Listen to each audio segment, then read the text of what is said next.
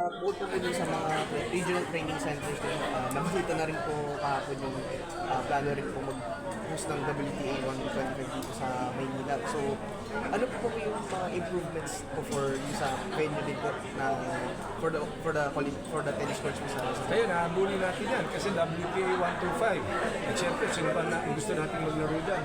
Alex Ayala, kausap ko ng Secretary General ng PhilCA. Si Mayor John Ray Canco ng Navotas. Very aggressive, very young. Great sports leader. Yan yung mga hinahanap natin ngayon, yung collaboration with aggressive and talagang very active National Sports Association. Kasama po ito sa programa natin na gusto-gusto ni Presidente, Sports Tourism. Diba? Ihiwalay po natin yung sports tourism.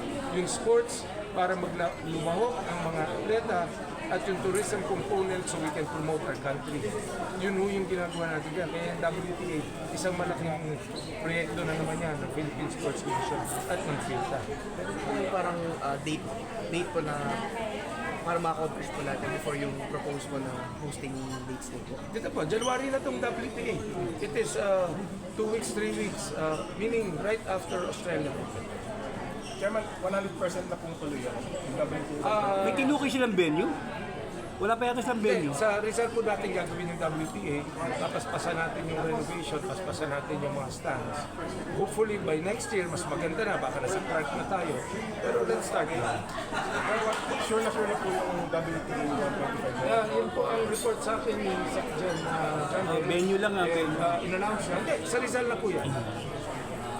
Ano po kung kailangan gawin sa Rizal including stands for the preparation for the... Ah yes, definitely. Kasi parang ang requirement yata, 3 tennis courts. So pagdating ng finals yan, kailangan wala na yung dalawang tennis courts. At yung tennis court na dalawa, ginawa mo na siya more stands.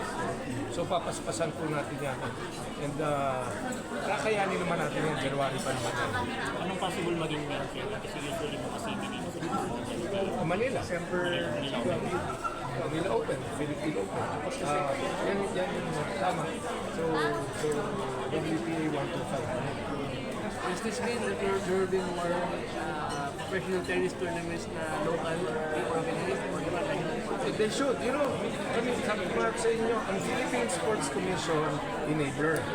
Kung sinong gusto mag-organize, tama ang gagawin, tama ang gastos, it will promote sports, development, and tourism, susuportahan po namin. Kung gusto nila ng marami, gusto nila. Ang FIVB, ang gusto nila, 20 international events in Manila. Na anong highlight? World Women's Championship. Ang Wushu, inausap ako, 2037 World Wushu sa Pilipinas.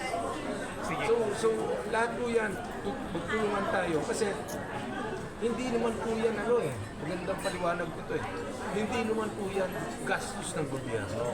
Investment po ng gobyerno yan sa sports at saka sa tourism promotions. Ngayon, pag marami ho tayong events, nandiyan na ngayon yung mga sponsors.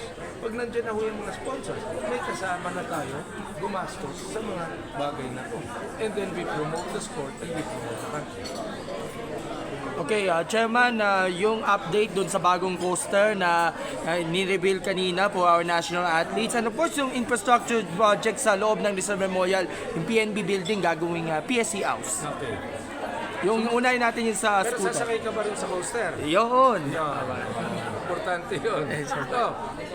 Apat po yung in-order natin na coaster.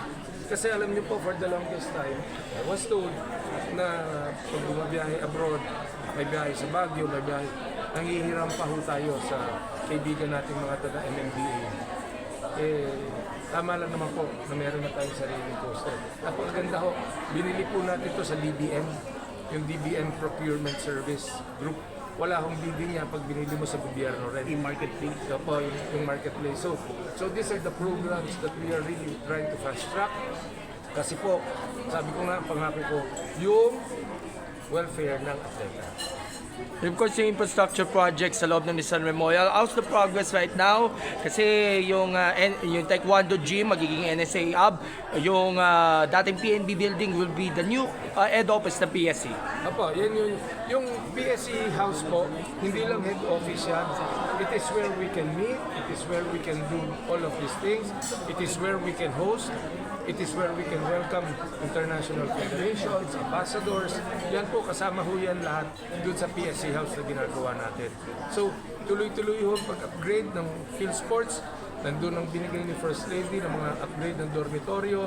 First Lady Liza, ginagawa po yung museum, ginagawa po yung dining hall. Dito ho sa Rizal, gagawin na ho, i-resume na natin yung baseball. Sa Baguio po, sisimula na yung renovation ng track and field oval. Lahat po yan para sa welfare ng atleta natin. Yun lang po. Okay.